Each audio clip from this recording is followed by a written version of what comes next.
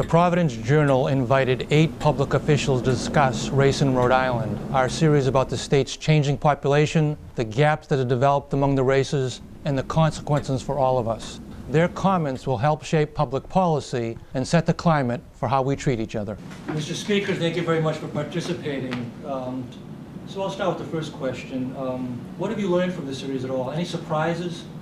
No, there were no surprises. I learned that the disparities are a little more significant than I might otherwise have thought, but we all knew there were disparities and the things that we work on, and we'll have to continue to work from a policy perspective to try to gap those disparities. Ultimately, we want a great community with a great quality of life that treats everybody fairly. And I hope for the day when it doesn't matter where your skin color is or where your nationality is, and we're just all people, and we all have the same benefits and opportunities in the state of Rhode Island and across the country. Paul, do you have a question? Sure. What's the Speaker's role in improving race relations in Rhode Island? Well, the Speaker's role is a policy role, a legislative role in all legislation, all policy matters in the state. The Speaker is the individual that leads the House of Representatives. I'm the counterpart to the Senate President, who does the same in the Senate. And my role is to take part in the legislative process, and all policy is changed through legislation. So the Speaker has a very significant role in changing policy direction and enacting policies and statutes that are going to help the race relations divide in Rhode Island. Can you give an example of some such legislation? A piece of legislation that we passed very recently was the police relations bill, the racial profiling bill that we just passed. And, you know, when it comes to race, you have to provide opportunities to people through education and make jobs available for everybody in our community. But it seems to me today that there is a disconnect between minorities and the police departments. And there's a feeling of inequality, disparate treatment. So the racial profiling bill, the race relations policing bill, is something that's designed to monitor that, it's designed to compile data, and to prohibit unreasonable searches. Police cannot search without reasonable suspicion or probable cause at this point. So that's designed to make a community feel safer, feel more an equal part of the general population of the state, and to make them feel like they're being treated fairly and equally. So that's a very important piece of legislation that we got out in front of. We have, you know, Representative Joe Almeida, we have minority representatives that see the impact of race relation disparities, and they advocated for it. I listened and we passed it. Ed, do you want to keep going? Yeah. You know, you talk about how Rhode Island stands out in some ways. We're an outlier in some regards, and one of them is that Rhode Island has the nation's 3rd highest probation rate. And in Providence, 1 out of every 11 men is on probation. There was a recent conference where former Superior Court Judge Judith Savage said there are too many people in prison and on probation, and too many of them are black and Hispanic. So, yeah, I was curious, why do you think so many people are on probation here, and what can you do about it up at the State House? Well, we're studying it right now, and Judge Savage is doing a great job relative to that issue. I'm a practicing attorney. I do practice and have practiced in the criminal law field, and I do agree that our probationary periods are too long. If you go into the federal system, you have guidelines. They impose a sentence. You serve a big percentage of that sentence, and then you move on. In Rhode Island, you serve your sentence, but then you're on probation for the next 20 years. So you've got, the state has a hold of you for a very long period of time where your constitutional protections are no longer applicable to you. And the state does it from the perspective of trying to protect its citizens and make sure that people that have committed crimes don't go back to the same acts that they did in the past. But when you have a hold on someone for that period of time, you're basically telling them that somehow you're not wanted, or you're not entitled to the same opportunities as everybody else. Nobody should be on probation for disparately long period, a disproportionately long period of time. And it's something that we have to look at. I've always felt it. You know, when we fought the war on drugs, all of a sudden sentences started getting very, very high. And the results weren't that great. So you have to look through alternative type sentencing. You have to give people programs that are actually going to assist them and help them change themselves rather than just put them on probation forever and create a bureaucracy that's going to be held over their head for a very long period of time. So I think we have to become more realistic with that and at the same time get better outcomes. Because when you can reintroduce people and rehabilitate people and make them productive members of society, we're all better off. We don't need people in prison. We need law-abiding citizens. Yeah, I know that Justice Reinvestment Working Group is looking at all those issues, but do you see at this point what you think the one thing we can do to bring those probation rates down? Is it having either a sentence, prison sentence, or probation, not both as often? Well, first of all, the easiest thing to do is not impose extremely long periods of probation. You impose your jail sentence. If you want to hold on a period for a person for another year or 2, 3, maybe 4, okay. But, I mean, we impose 10 and 20 years of probation after a sentence is served, and that's all you have to do is not impose it. So you have to look at the guidelines and determine what's going to work more appropriately and have judges look at different ways of sentencing, and judges are simply going to have different guidelines so that they don't impose these long periods of probation. I mean, that's the simplest thing. If you don't want a long probationary period, don't impose it, but you have to have different sentencing schemes, more programs for people. We have to work harder at helping people and rehabilitating people and giving them the ability to re-enter the workforce. I mean, when you have a conviction, and you know, folks that get in trouble earn the conviction, but when you have a conviction, it's very, very hard. I represent these people, very, very hard to get a job. And then they go back to the life of crime because they can't support their families like they want to, and you know, we simply impose another sentence and put a longer period of probation on them. It doesn't help them, it doesn't help society. So we have to rethink how we do that. Ray or Annie, you want to? So I'm sitting here just mesmerized by you saying absolutely everything that I would say if I were sitting in that seat. Well, I'm pleased to hear that. When I was in the legislature was viciously on the other side. We often would vote 98 to 2, 98 to 1, imposing draconian, giving people 10 years for something that deserved 3. So that stuff's still on the books. So the governor, who I'm impressed with creating this initiative with you, gets out and you are in charge, not the governor, because 90% of this is legislation. Well, it's legislative, but we worked as a team, but it is a legislative matter. So are we to look forward to progressive outcomes? Well, I'm looking forward to the final product and conclusions of the commissions, and we'll study the report. And yes, I'll be very receptive to following up on the report and enacting legislation to modify the system and amend it so that it serves our population better. I've indicated I think probationary rates are too high. We have to help people get back into the workforce. You can characterize that policy any way you want, but I think, you know, I don't come from an ideological background. I look at things practically, and what's better for the society from a practical viewpoint is to have people rehabilitated after appropriate programs and give them opportunities so that they don't commit crimes again. So yes, I would look to do something to change the current system. And Ray, just to go back, if you look back when you were fighting the 73 to 2 votes, or what, at 98, you had 100 members in the chamber at the time. There was a viewpoint that we had to protect society. So I could almost see how the representatives back then believed that you had to be tough to protect society. we have the benefit of time at this point. We've learned that that doesn't work. It doesn't make us better, it doesn't make us safer, it doesn't keep drugs off the street.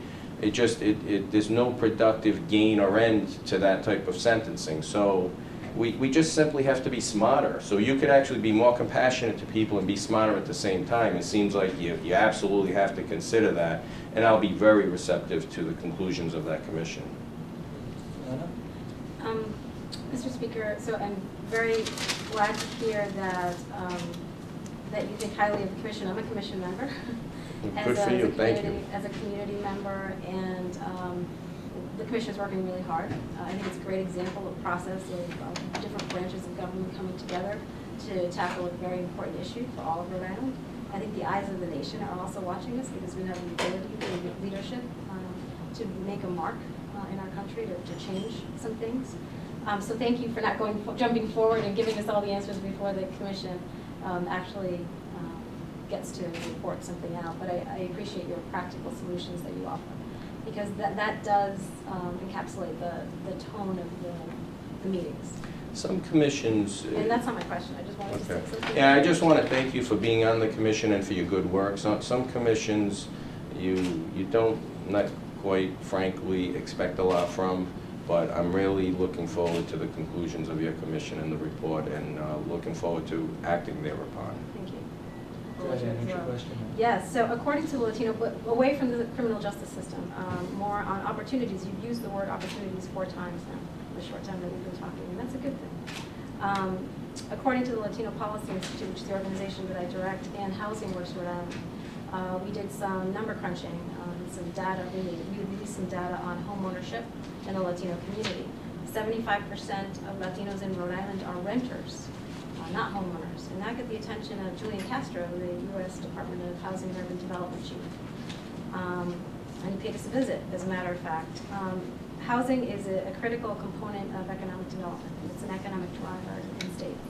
And so what's your reaction to that disparity? And how do we leave opportunities for homeownership or housing affordability as part of our economic development plan? It doesn't necessarily surprise me, but it disappoints me. Everybody's entitled and should have equal access to appropriate housing.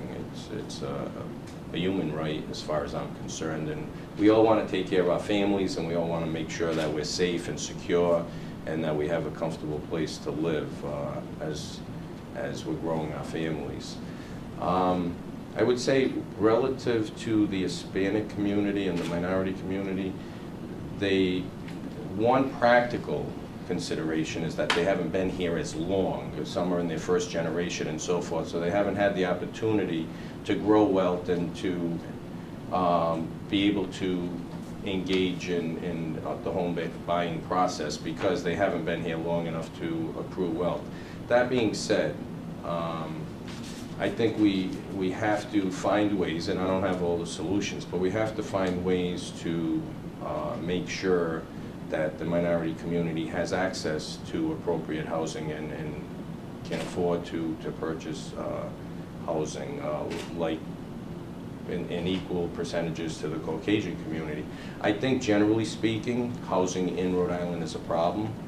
Median income, whether you're Caucasian or minority, is too low for the prices of the housing that's out there, and that divide causes a problem for everybody looking for housing, and particularly the minority community. So, at some point, since I became Speaker, I've concentrated on jobs and the economy, and you know, high tide lifts all boats, and to a certain extent, we have to give particular attention to the minority community, but we have to also take into account there's some natural barriers there, such as time in Rhode Island, it being first generational.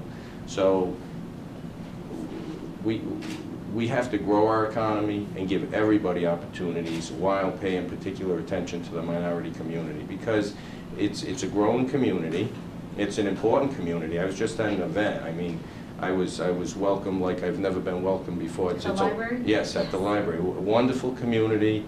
You know, I love the community. Great people.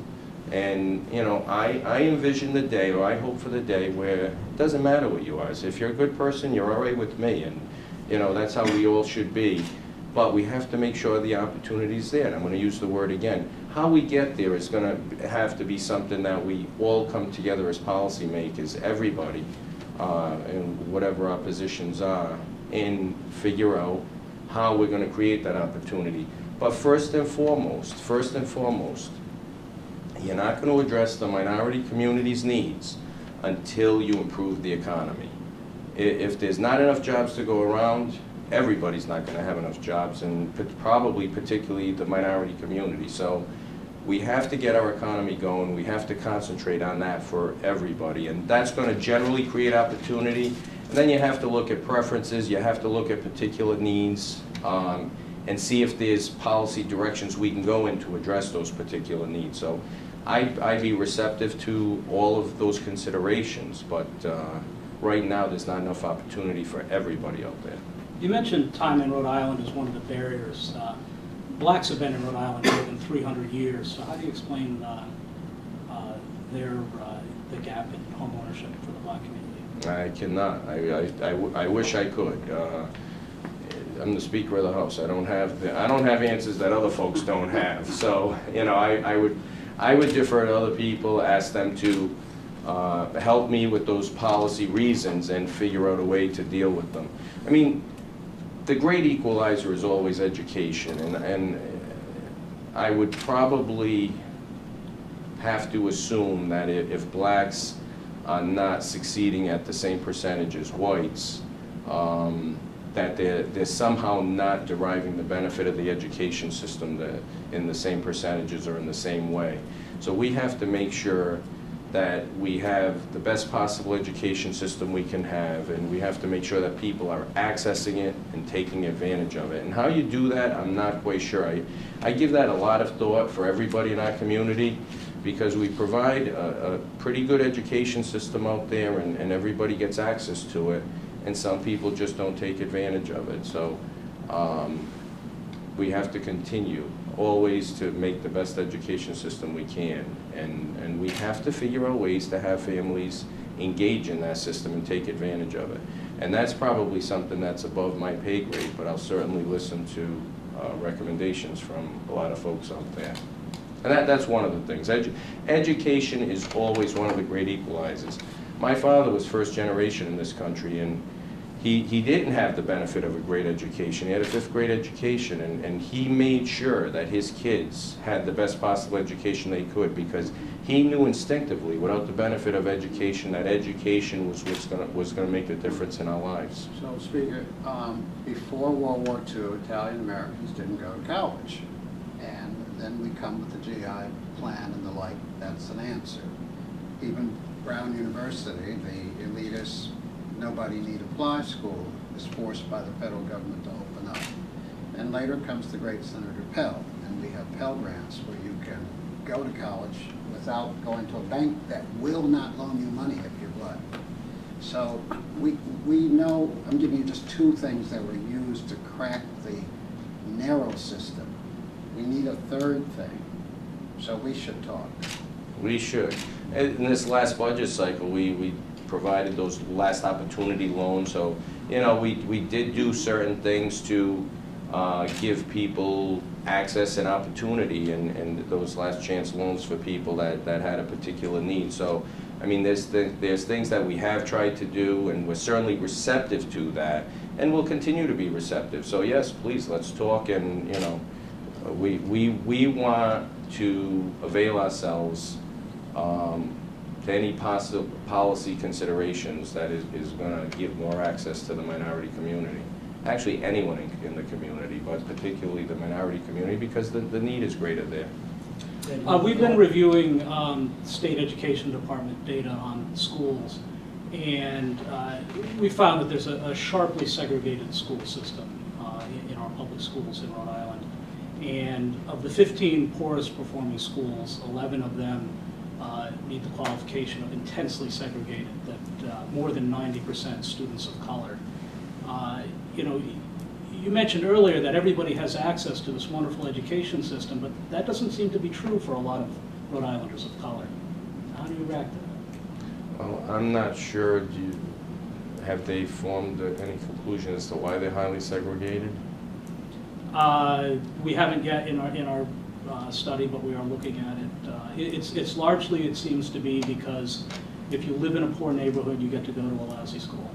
Well, because unfortunately that school services that neighborhood, so that creates a whole set of problems. And you know, if you live in my neighborhood, you're going to go to a particular school, so and it's a pretty good school. So if you live in a certain neighborhood and you're going to a school, I would say that it's not segregated. It's just that it reflects the population that it serves.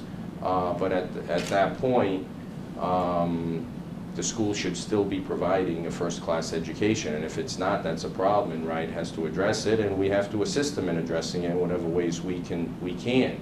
I don't know what the answer to that, and I don't know that you stop busing people and so forth. Just because a neighborhood is black, and 90% of the school population is black because that's the neighborhood, should not, I mean, theoretically affect the performance of the school. Unfortunately, practically speaking, it seems to, and we have to figure out what the root cause of that is. I'm not sure. I know you get the same, you hire the same quality teachers in those schools and so forth, and so forth, but there ends up being a disconnect, and that's something that I've struggled with. We spend the money, we invest, and we always invest more in education. Last year we added another $35 million in education, and most of that money goes to the inner cities. Providence gets the lion's share of that money. So where the disconnect is, I don't know, but we have to figure it out, and educators really have to help us out with that, because I don't know the answer to that. Just to get back to the disparities Paul was talking about, one of the things we've seen discussed in this series is white privilege. And we had former Senate Majority Leader David Carlin, who's now a professor at CCR, wrote an op-ed the other day about white privilege. And he said if the average black is worse off than the average white in almost every category of well-being, health, wealth, income, education, high culture, gainful employment, etc., this is chiefly because of an appallingly dysfunctional subculture that's pervasive among the black lower classes. So what do you think of that? Do you agree with or disagree with Mr. Collin? And what's your, what does white privilege mean to you? I'm not sure I've ever thought of the phrase white privilege. I don't think there is a white privilege, but I'm not sure that what he's referring to is in terms of subculture. I would say we have some disproportionate negative results, disproportionately negative results in terms of the outcomes for Caucasians and blacks, and there's got to be an underlying reason for that, and we have to address that. But I don't see it coming from a point of view of white privilege. I have absolutely never even imagined a phrase like that. I just quite frankly think he's wrong.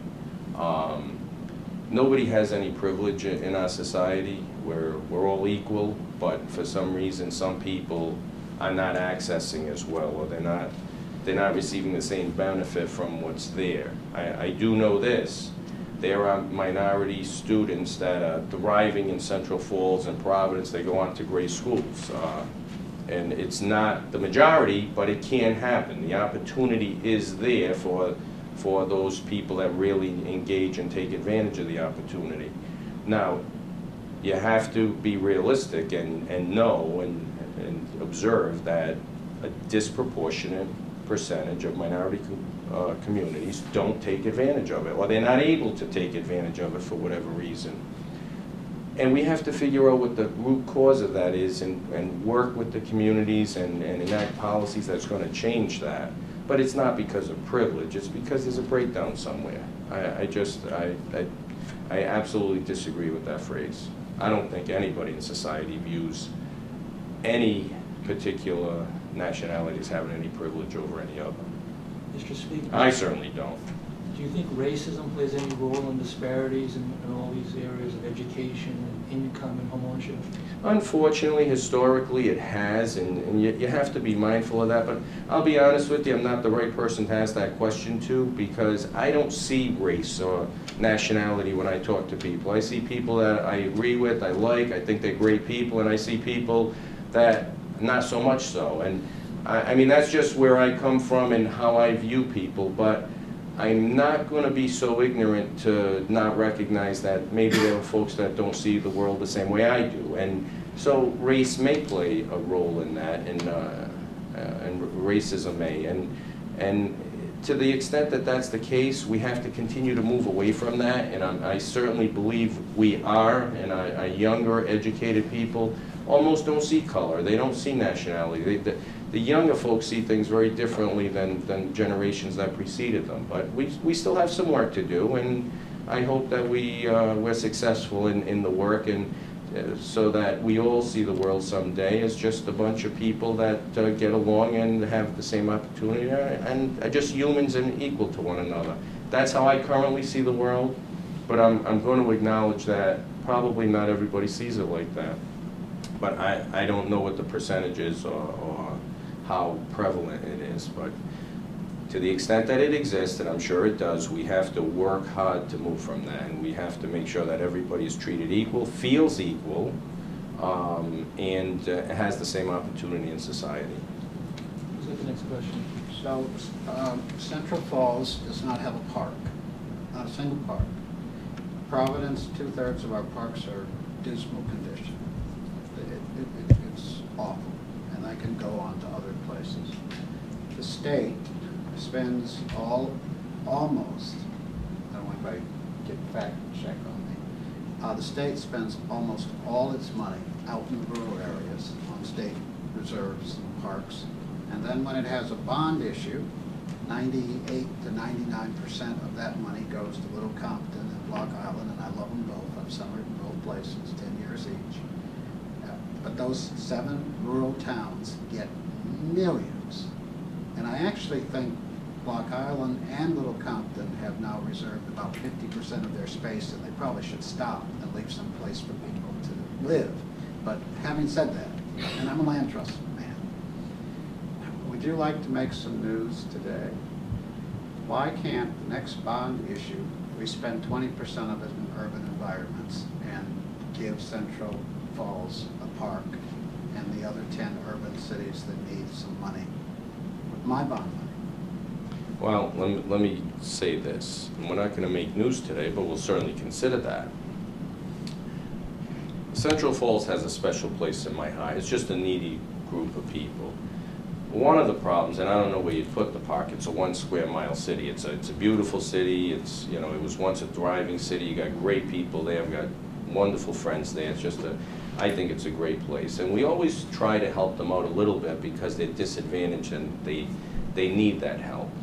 I'm going to slightly disagree with you because I always look at urban centers, and I think places like Central Falls, Woonsocket has a special place in my heart too. They need assistance, and we just put a lot of money into their Veterans Park there, and I believe that's been refurbished, and I don't know how close it is to being open to the public, but I think it is, and that was a financial commitment to Woonsocket. They've got a very dynamic mayor. She was very aggressive in seeking funding, and I think it's great to invest in urban communities and giving advantages to people. So we've recently done that, and I would absolutely welcome providing opportunities for other communities. We have to provide those opportunities. People deserve and need a good quality of life. You're not going to access your school system. You're not going to access things that you have to do to better yourself if your quality of life is poor. You have to be comfortable in your existence, in your daily life, in order to be able to go out and perform and to work and raise your family and be a productive member of society. So all of the things that add to quality of life, I would certainly love to consider working on in communities that need those. So I can't get you to say that you'd spend 20% of the state's open space money where 80% of us live. I can't get you to do that today. Well, not without giving it a lot more thought and seeing how practical it was and making sure we can get it passed, but I'd say I'd be very receptive to that conversation. And it would be something that I've tried to do that. I've tried to make sure that Woonsocket got some resources for a park there that the citizens there desperately needed. And you know, we always go out of our way to consider Central Falls because the needs are great there. So you have to consider those great needs in order to, you have to take care of folks that need help in order to have a great state. And we all want a great state. We all want people to be happy. We all want people to have a good quality of life. And we all want that high tide to lift all boats and give us all the same opportunities. It's a challenge to get there, and it's complicated to get there. It's easy to say what you want. It's very difficult to enact the policies to get there because we're all going to debate those and everyone has different ideas.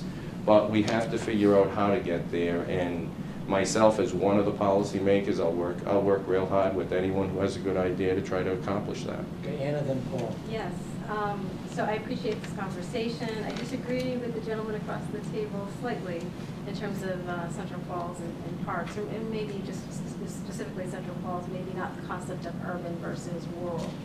I'm a Central Falls native. I was born and raised in Central Falls. My father was one of the first Colombians to come to Blackstone Valley to work in the textile factories. I am first generation. We mentioned the Pell grants. I'm a Pell grant recipient, and that paid for my entire undergraduate degree at the University of Rhode Island. I'm sitting here today asking the Speaker of the House questions because of education and because of employment. So if I had to, I guess we have something in common because I'm a very practical person myself. If I had to advocate or lobby for anything for the community of Central Falls, it would be for jobs and education. That the amount of opportunities, to use your own word, that can come from access to higher education and college completion. When we look at the last dollar scholars that the Governor of the General Assembly was able to offer Rhode Islanders, that coupled with good mentorships, apprenticeship programs, looking at the median age of Latinos, and in Central Falls, 2010 census told us that Central Falls became the first Latino majority city in the state of Rhode Island. Median age for Latinos in Rhode Island is 26. We're young. I'm a dinosaur in my community, and I'm only 47 years old. So we have to focus on our middle schoolers. We have to focus on our high schoolers, because those are the next future Speaker of the House. I agree. Hopefully they do a little better than Speaker of the House, but okay. Our mayor's not doing pretty bad there in Central Falls, Mayor Diosa. You have a great mayor. You have a great mayor. But you're absolutely right. It's not a question. It's all education. It's all education. Education is a great equalizer, and we have to figure out how, number one, we have to provide the best education system we can, and there's probably room for improvement there, and everybody's working to improve it. Everyone works hard, and everyone's well-intentioned, and we just have to figure out a way to deliver education a little better, and I think we're all on the same page with that. And you have to find ways to get the community to access and to take advantage of it. As I've indicated, some people do, but not enough do, and there's a reason why they don't, and that's something that I quite frankly don't understand, and I need help with that. But we have to all come together and figure out how we get people to take advantage of the opportunities that are there. And if there are schools that are not performing, that's unfair. Every single kid, and I've advocated since I was in the General Assembly, whatever my position was, every single kid in the state deserves the same exact opportunity, and we have to make sure that we provide that. That's ultimately how you're going to help people gain access to opportunity and gain access to home ownership and help them have very successful lives. Education makes you a better person, gives you better economic opportunities, and makes you a better citizen in the community. So that's fundamentally the first place we have to go. And we have to provide a better economy, because no matter how great the education that you provide folks, if there's no job for them to go to, then the education was for naught. And you know, I don't want to say it was for naught, because education makes you better no matter what. But you have to provide them the opportunity afterwards so that they can take advantage of the education and they can access the American dream. And that's to be able to raise your family with a good quality of life. If I follow up on one thing, you know, you can't take advantage of those educational opportunities if you're suspended. And the ACLU had a report recently called The School to Prison Pipeline in Black and White. And what it said was that blacks are disproportionately suspended from school, stopped and searched by police, arrested and incarcerated here in Rhode Island. So what do you make of that report, and would you support legislation up at the State House to address it? I think there's some. Well, we actually have addressed suspensions. You can't suspend for certain things. I mean, for tardyism, I believe you can't. You can no longer suspend people, and we want students to stay in school. So yes, I would. It's difficult from the state perspective, from the State House perspective, to make rules because the principal has to be able to run their educational facility appropriately, and sometimes if a person's being too disruptive, I don't know what you do. But yes, we have to figure out a way to keep kids in school so that they continue to maintain that access to it. I don't know, you're telling me what the findings are, and I don't know what the causes of that are, so it would require a little bit of study, but if the causes of that are something that we could try to remedy, absolutely we should, and absolutely we should address it. We have to make sure, and however you get there, and I don't have all of the answers, and that's why, you know, you work with the folks at RIDE, and you probably have to work with psychologists and so forth that understand behavior, but the experts have to tell us what we can do to, after we provide, we'll make sure we provide the education system, we invest in it, and we've all been working collaboratively with all the educators and so forth. Teachers are up to the challenge. Everyone's trying to do a great job, and we have to figure out a way to make sure that people access it. And you just can't tell them to access it. There are causes. There are causes that result in a disproportionate number of black kids being suspended. We have to figure out what those causes are and address those root causes. And quite frankly, I don't know what the causes are. But I would be very, very agreeable or very eager to address the causes that are causing those types of problems. One of the ways that communities of color have been accessing a quality education in Rhode Island is through charter schools. 50%, more than 50% of students are Latino, another 14% are black. There's this ongoing debate about an perceived imbalance in the funding formula between charter schools and district schools. How can you balance that formula without harming these communities that you're talking about need more access to education? Well, I mean, that's an entirely different discussion, but the problem with the charter school debate is I do believe that the charter schools are providing a good education to a limited number of students.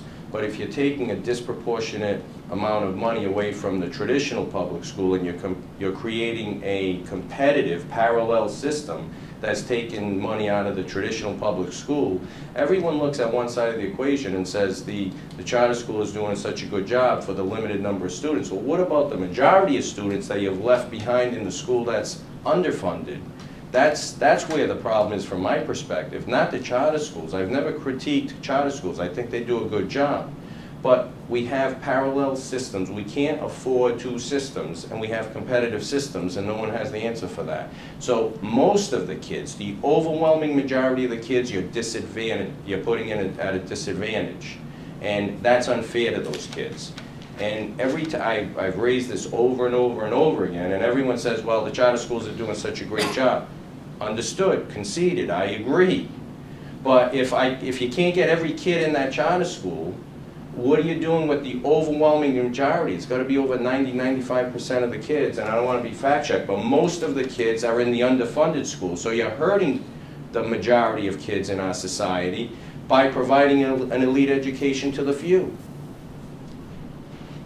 And that is a problem, and we've been trying to address it. And it's once again, it's not from the perspective of the charter school that's not doing their job or is bad, but a competitive system may be bad because you're taking money out of the public schools. You're creating two systems, and you don't have the money for one good system. It's a problem. But what about those black and Latino kids who are getting an education? If you move money away from them, what's going to happen to them? Well, you're serving the minority of the minority community well, and you're hurting the overwhelming majority. So,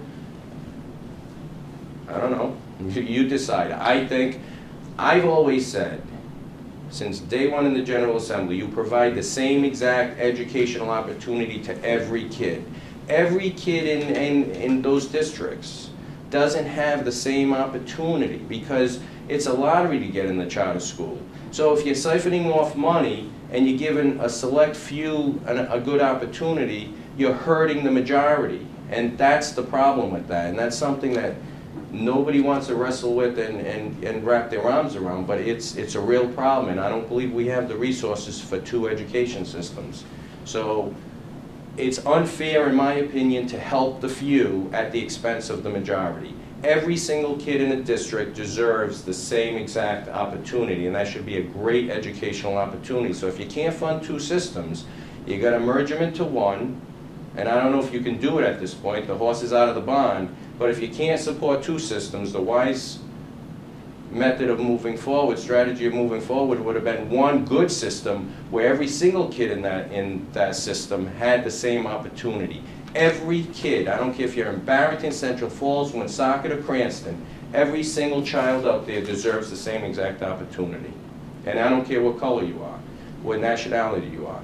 Every kid deserves the opportunity. Education is the great equalizer. So, Mr. Speaker, in my briefcase back there, I have 64 cases I have to read this afternoon for the parole board. And 2/3 of them have drug addiction or alcoholism. And that same percentage, not necessarily the same people, but most of them, will be back to our prison because we have virtually no alcohol interdiction. We have very little drug recovery money. And this appears, and again, come to race, 50%, I'm sorry, 60% of the white, no, I'm not going to use that number. The majority of white people at the prison have more resources than the minorities. And so if they actually need some help, they could get it. Can the state begin to look, and this is back to the governor's and your work, but I'm convinced in terms of recidivism, forget probation, forget another jail sentence. How about helping them with their drug problems? I think that would be a great approach. I think mental health issues are becoming more prevalent and important, requiring our attention. Drug addiction, alcohol addiction. They're issues that need a renewed attention. And I think if we can get people in recovery, that would really be good for society. Addictions are far too prevalent in today's society. And fortunately or unfortunately, I don't think there are racial or national divides there. I think all of our citizens are susceptible. But I do agree, Ray, that potentially a Caucasian inmate will have maybe some family with, or a better chance anyway, a family with resources that'll try to help them out. Unfortunately, that's a difficult situation to deal with, even with resources. So we have to find a way to help people with their recovery, and that's something that we do have to give a lot of attention to. And we need to give more attention to mental health problems and issues in our society, because for whatever reason they seem to be more prevalent today. So you just used my favorite word, recovery. You used it 3 times. I love that. Absolutely. I mean, and it gets more attention than it used to, which is good. Recovery is something that people are working towards and very proud of their achievements, and I think society is starting to respect and recognize the condition and the need for recovery today. As part of the series, we took a look at the racial makeup of the criminal justice system here in Rhode Island. And one thing we saw, that there's just 3 judges of color in Rhode Island. And critics suspect that when it comes to appointing judges or magistrates, that creating a racially diverse judiciary matters a lot less to legislative leaders than appointing a former colleague or an ally. What do you say to those critics, and how important is a diverse bench to you? A diverse bench is always important. I practice in the judicial system. What's most important to me is good, qualified judges that are going to do a great job, because it's the system that I work in. So, quite frankly, I think that you, in all sectors of society, you should have a racial balance. I mean, that almost goes without saying. And it should be a racially balanced court or other segment of society. with high level of talent. So first and foremost, I want a high level of talent, and along with that, we should be able to achieve that with racial balance. So I really don't give much consideration to anything else. You want folks that understand community needs, that are practical thinkers, that have the right temperament, have the right educational background, and that are good at fairly dispensing justice. And those are unique talents. Not everybody can do it. I don't care how educated you are. So a good judge requires unique talents, and that's first and foremost what I ask for in a judge. The JNC is meeting now for a variety of openings. Do you see some greater diversity happening in the year ahead? I'm not sure who's applied or who's going to apply, so I couldn't predict that. You know, you hope so. You hope so. Back to jobs in the economy. How do you feel about minority set-aside laws?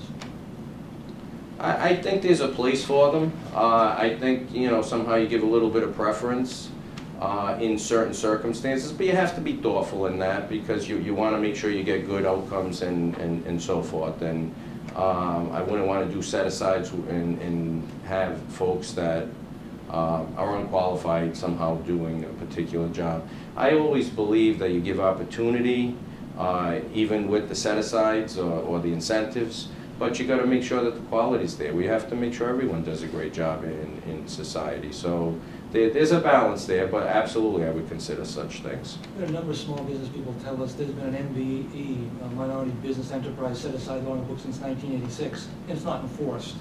They can't crack that network of commerce in Rhode Island to let them participate in the economy. Any response to that?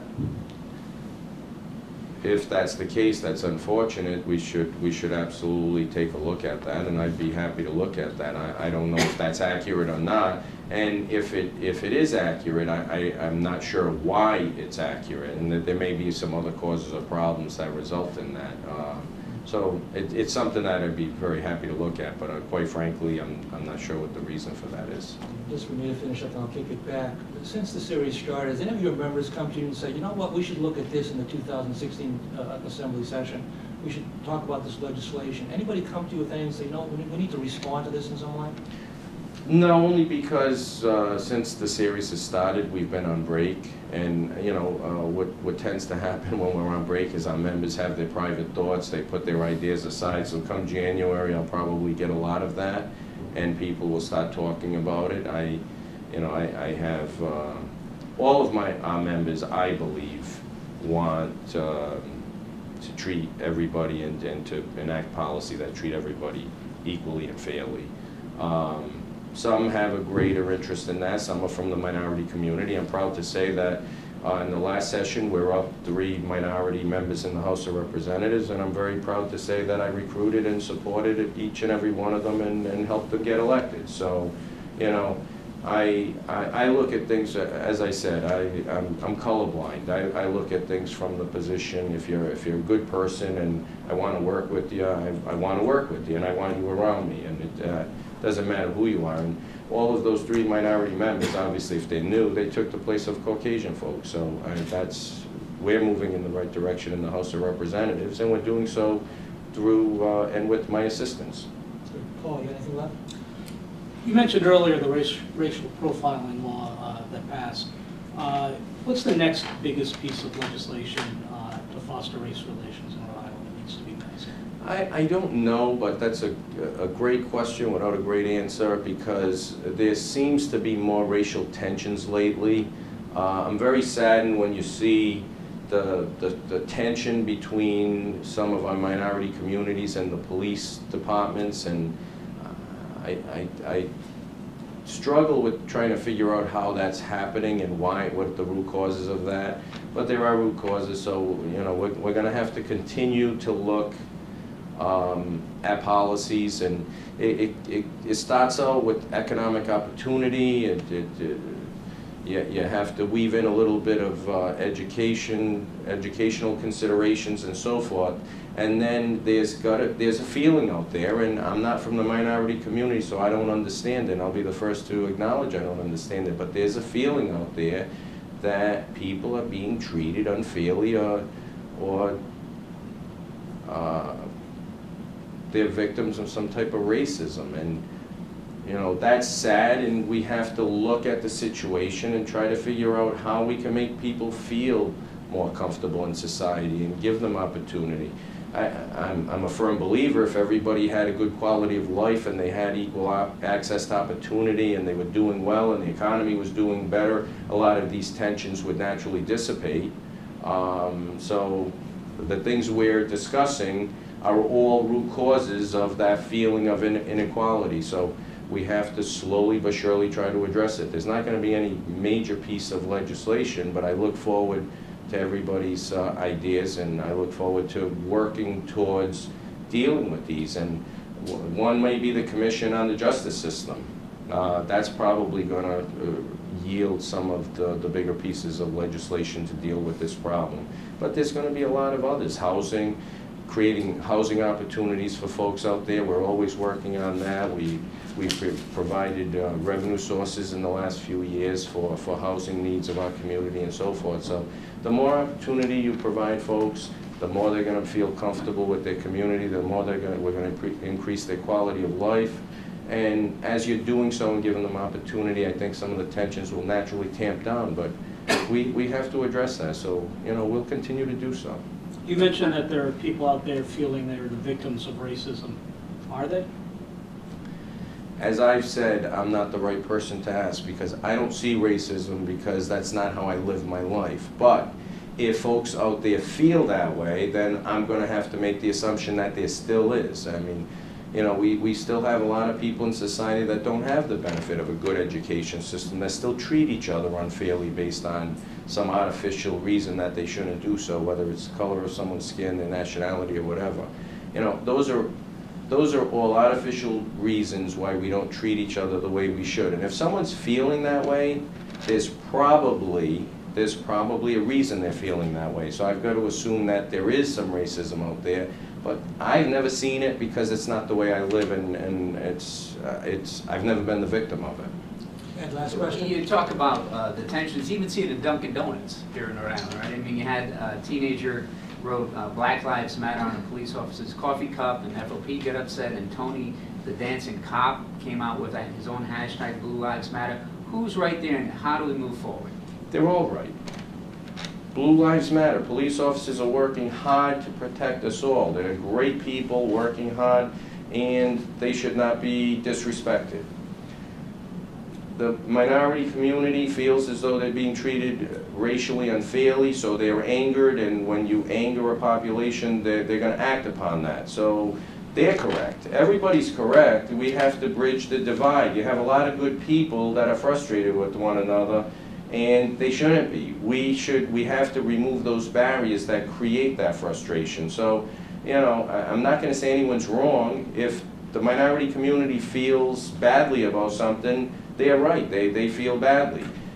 But by the same token, the police are out there doing a great job, and they're now victims of acts of violence, and that's wrong. So we have to take a lot of good people, all that are well-intentioned, and all that believe they have good causes and are doing things for the right reason, and we have to bridge the divide. We have to make them all feel comfortable in the society and take away all the ills of disparate treatment. And what's one thing we could do to bridge the divide here in Rhode Island?